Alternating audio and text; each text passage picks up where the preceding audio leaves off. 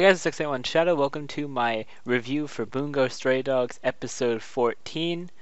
Now, if you have not seen the episode yet and do not want to be spoiled, make sure to go down in the description below to the link to Kiss Anime for Bungou Stray Dogs episode 14. Well, actually, if it's for the whole series, each episode will be there for season 1 and season 2. I think I'm linking both of them. I'm not exactly sure. I'm just going to check on recording just to make sure I link both of them, because I do have it open. But yeah, definitely if you haven't seen it yet, go watch it. It's really good.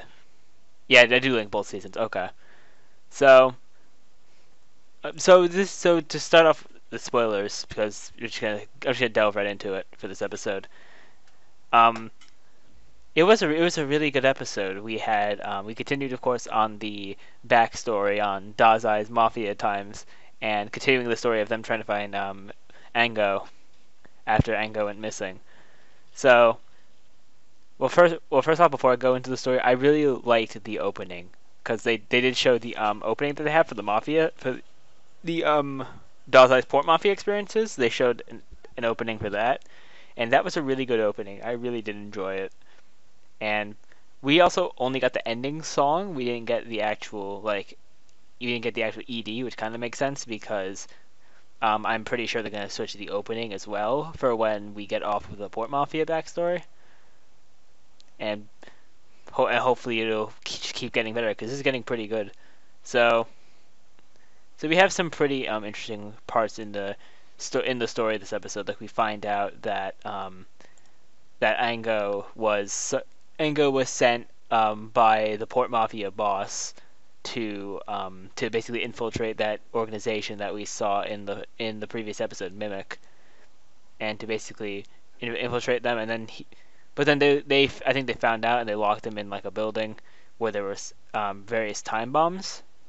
That's like the real revelation of where Ango was and everything like that. So Odasaku goes there even before Dazai and Port Mafia men get there.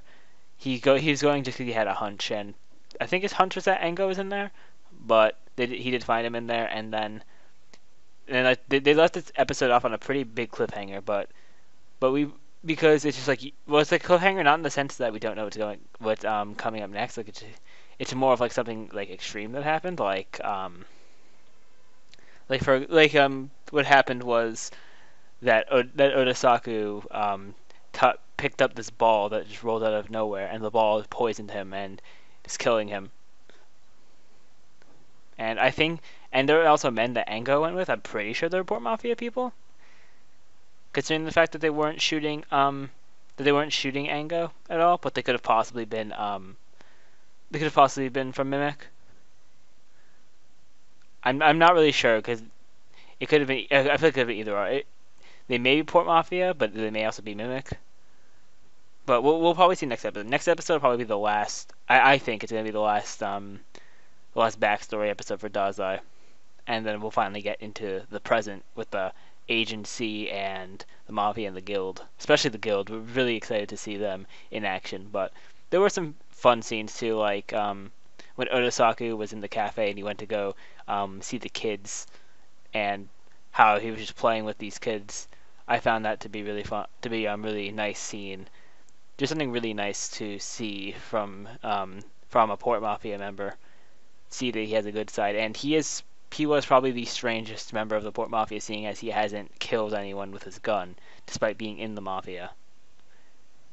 And it's also, I find it kind of odd that he dies of the poison, because his ability, as you saw in the episodes, is called Flawless, which allows him to see 5 or 6 seconds into the future.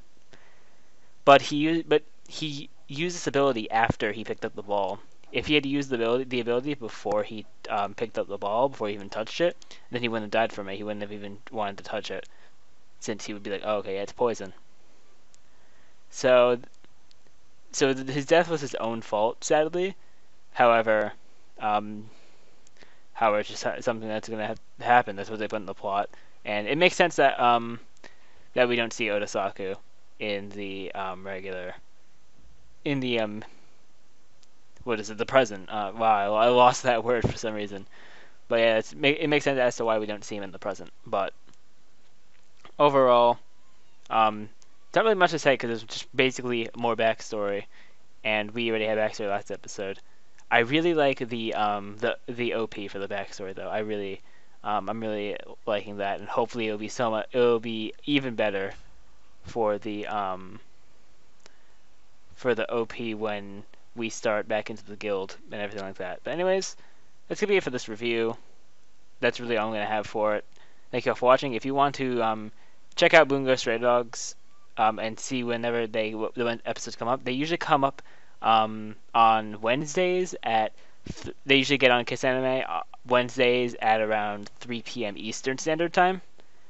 You'll probably have to do like the time zone conversion for that for wherever your time zone is, but I know it's 3 p.m. Around 3 p.m. EST.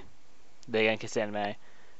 If you want to start Bungo Stray Dogs, and if you haven't started it, I don't know why you haven't started yet. This show's getting really good.